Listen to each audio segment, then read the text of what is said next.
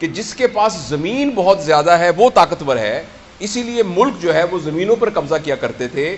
اس کے بعد جب مشینیں آئیں تو یہ پتہ لگا نہیں، جس کے پاس انڈسٹری زیادہ ہے وہ طاقتور ہے. اب یہ ہو گیا ہے کہ جس کے پاس ڈیٹا زیادہ ہے وہ زیادہ طاقتور ہے. اور آپ حیران ہوں گے کہ ایک شخص جس کا نام ایلون مسک ہے، اس نے $42 بلین کی ایک چیز خریدی ہے جو کہ اتنی بھی بڑی نہیں ہے کہ اس کو جیب میں رکھا جائے، جو کہ کہیں ہے ہی نہیں، اور جو کہ ایک ٹیڈی پیسہ پروڈیوس نہیں کرتی. اور اس چیز کا نام ہے ٹویٹر، جو کہ $42 بلین کا لیا گیا. دنیا کے 140 ملکوں میں سے 70 کے قریب ایسے ملک ہیں جن کا بجٹ $42 بلین سے کم ہے، اور اتنے کی کسی شخص نے ایک چیز خریدی ہے جو کہ ہوا میں ایگزسٹ ہی نہیں کرتی. تو آپ حیران، اس بات سے حیران نہیں اس نے کس لیے خریدی ہے ایک چیز. اور دوسرا، آپ سب اس بات پہ حیران ہوں گے کہ آپ پی ٹی سی ایل کا فون کرتے ہیں تو آپ کو پیسے دینے پڑتے ہیں، آپ کسی کو خط لکھیں تو آپ کو پیسے دینے پڑتے ہیں. یہ فیس بک مفت کیوں ہے؟ یہ واٹس ایپ کے اوپر ویڈیو کالز مفت کیوں ہیں؟ یہ آپ ہزاروں تصویریں بھیجیں، یہ مفت کیوں ہیں؟ اور جس بندے نے واٹس ایپ بنایا اس کے بلینز آف ڈالر خرچ ہوئے ہیں، وہ پاگل ہے کہ ہم سب کو مفت دے رہا ہے. فیس بک مفت کیوں؟ اس لیے کہ اس بھٹی کا ایندھن میں اور آپ ہیں.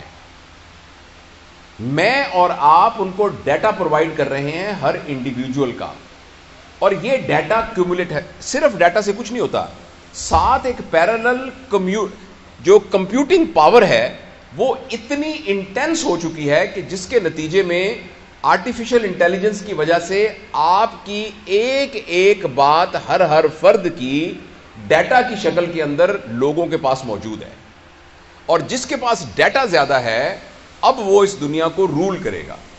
گوگل نام کی ایک کمپنی دنیا کے بہت زیادہ ملکوں سے زیادہ امیر ہے، اور گوگل کوئی ایک ٹچ بٹن، ایک سوئی، ایک دھاگا نہیں بناتی. پھر وہ دنیا کی کیوں امیر کمپنی ہے؟ اس لیے کہ اس کے پاس سب کچھ ڈیٹا ہے. لہٰذا پہلے جب انسان ایک ڈیوائن گائیڈنس کے ذریعے اپنی زندگی گزارتا تھا، پھر اس کے ذہن میں آیا کہ جو مجھے اچھا لگتا ہے میں نے ویسے زندگی گزارنی ہے. ابھی کچھ عرصے کے بعد ہمارے ہاتھ سے یہ پاور جانے والی ہے. اب الگوریدمز ڈیسائیڈ کریں گے کہ ہم نے کیا کرنا ہے. میں ملتان میں رہا ہوں بہت عرصہ، میں ابھی بھی ملتان میں جاتا ہوں تو مجھے گوگل میپ کھولنا پڑتا ہے، ورنہ میں وہاں پہنچ نہیں سکتا. اسی طریقے سے کچھ عرصے کے بعد آپ نے کیا کھانا ہے اس کا فیصلہ فوڈ پانڈا کرے گا. آپ نے کون سی کتاب پڑھنی ہے اس کا فیصلہ امیزون کرے گا. اسی طرح آپ نے کس پارٹی کو ووٹ دینا ہے اس کا فیصلہ کوئی گوگل پالیٹکس فار ایگزامپل وہ کرے گا.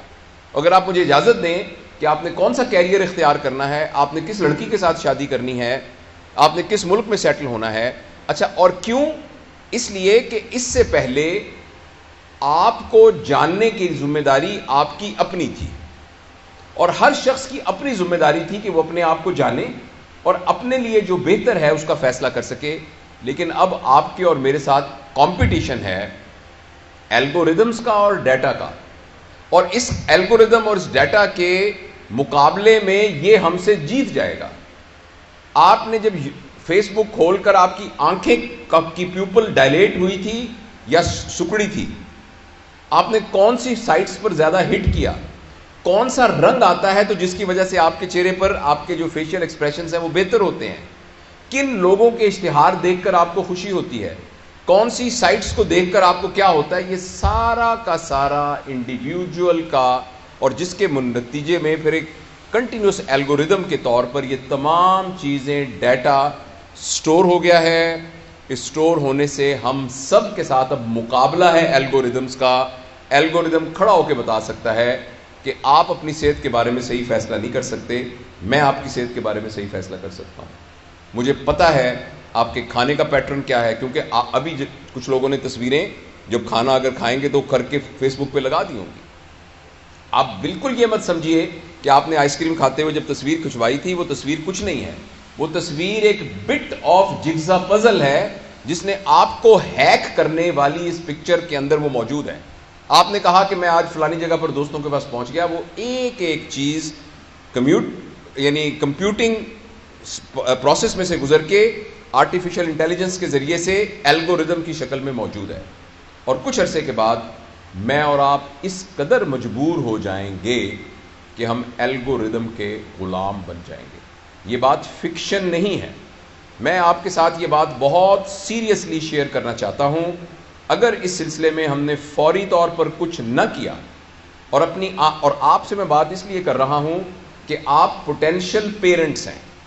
جو لوگ 30 سال کے 40 سال کے 50 سال کے یا میری عمر کے سر کی عمر کے ہو گئے ہیں, ہم سب پتھروں کی سلیں بن چکی ہیں.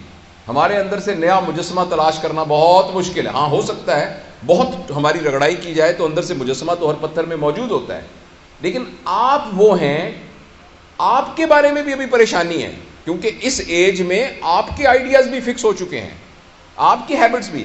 لیکن ایٹ لیسٹ ہم آپ کے اوپر یہ انویسٹ کر سکتے ہیں کہ جب آپ پیرنٹس بنیں گے اور آپ کی گود میں اللہ تعالیٰ اپنا شاہکار دے گا تو آپ کم از کم ان بچوں کی پیرنٹنگ کے اندر اس بات کو ذہن میں رکھیں گے کہ اگر آپ نے ان کو آرٹیفیشل انٹیلیجنس, سکرین سے ریلیٹڈ چیزوں کے ساتھ منیمم ٹچ نہ کیا اور ان کو نیچر سے دور رکھا, ان کو پلے گراؤنڈ سے دور رکھا, ان کو اپنے ریئل ریلیشنز کے ساتھ سے دور رکھا, ان کو مشقت کا عادی نہ بنایا اور ان کو سکرین کے ساتھ گلو کر دیا, تو مجھے اس بات کا بہت اندیشہ ہے کہ دنیا میں اتنے لالچی لوگ موجود ہیں کہ وہ ایک ایسی سائبر ورلڈ کریٹ کر دیں گے.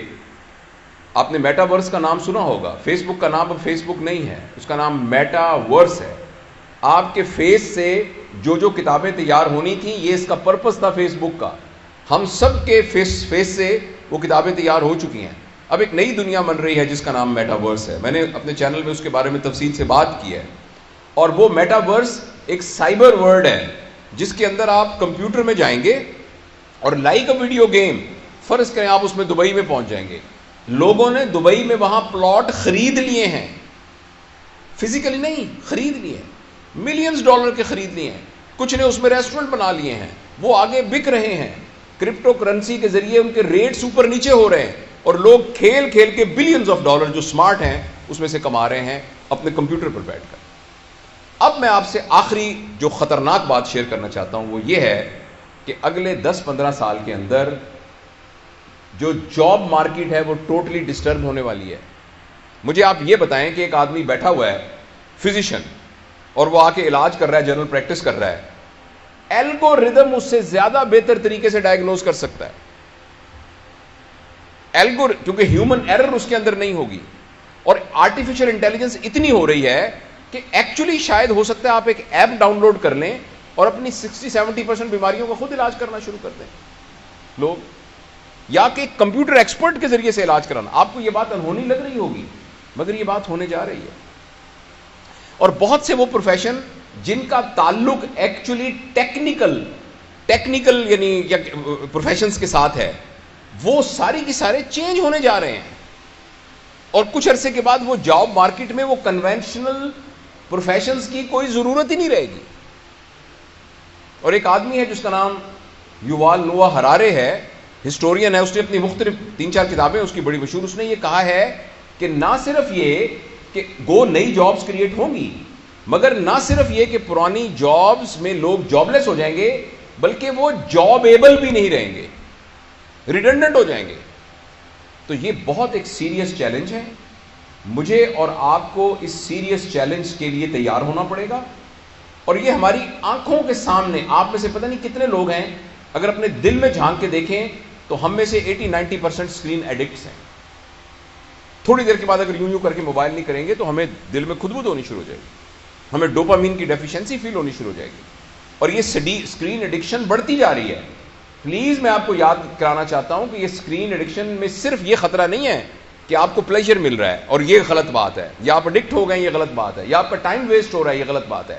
اس کا سب سے بڑا خطرہ بات ہے کہ آپ ہیک ہو رہے ہیں, آپ غلام بن رہے ہیں اور کچھ عرصے کے بعد آپ کی زندگی آپ کے اختیار میں نہیں رہے گی. اس سے بچنے کے لیے ہمیں ابھی ڈراسٹک اقدام کرنے پڑیں گے. اسکرین کے یوز کو منیمائز کرنا پڑے گا, اپنے ڈیٹا کو مفت میں آگے نہیں دینا پڑے گا اور اس سلسلے میں اپنے لیے کوئی ڈسپلن قائم کرنا پڑے گا. اس سیلفی کی کیا ضرورت ہے کھڑے ہو کے کہ جی میں اس وقت میں کڑائی گوشت کھا رہا ہوں اس لیے میری سیلفی ہے. یہ میں اپنے چچا کے گھر گیا تھا، یہ سیلفی، یہ سارا کا سارا ڈیٹا میں مثال کے طور پہ کہہ رہا ہوں، یہ سارا کا سارا ڈیٹا اکٹھا ہو رہا ہے اور ہم ہیک ہو رہے ہیں، اور اس کے نتیجے بہت خطرناک ہونے والے ہیں۔